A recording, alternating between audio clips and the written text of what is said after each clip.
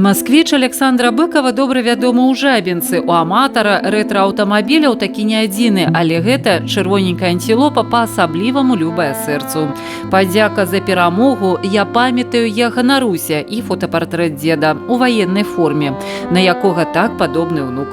Пра ваенны шлях свайго гераічнага продка Александру упершыню пачуў яшчэ ў дзяцінстве, але больш дасканала стаў знаёміцца з гэтай старонкай сямейнай гісторыі ўжо ў сталым узросце. Были у меня рассказы, что он прошел от Сталинграда до Дрездена, как бы участвовал во многих боях и за Сталинград, и за Керчь, и участвовал в боях за Харьков, и в Румынии был, и был в Молдавии, но по-настоящему я его узнал только несколько лет назад.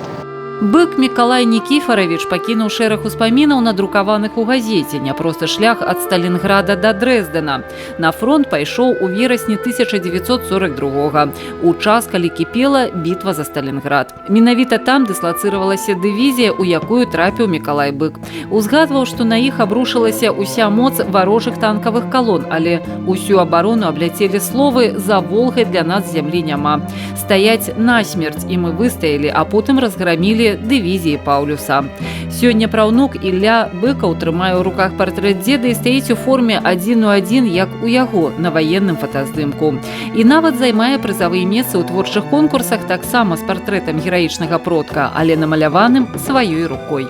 Я нарисовал про дедушку, где он стоит на входе к Брестской крепости. Конкурс областной, и он в области занял 3-е место. А яго маці разам з сястрычкай бралі ўдзел у літаратурным конкурсе і самі напісалі верш. В школе проходил конкурс «След войны. История моей семьи и моей страны», в которому я написала стих «Воспоминания солдата». Нашла статью в газете, где дед рассказывает о своих годах службы, о том, как он попал на войну. Вот так вот родилось такое стихотворение.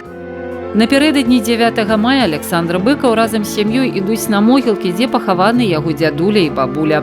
У сямейным архіве захаваліся фотаздымкі і памяць пра тое, што 9 мая для Мікалая Нікіфаровича было днём асаблівай урачыстасці. 75-годдзе вялікай перамогі многія з тых, што яе здабылі, на жаль, ужо не сустрэнуць. Агульная справа міра цяпер абавязак нашчадкаў перамогі, дзяцей, унукаў і праўнукаў сапраўдных герояў, навечна пакінуўшых свае імёны ў найноўшай гісторыі краіны. Вераніка Якавец, Тыгран Акапян, тэлерадыёкампанія «Брэст».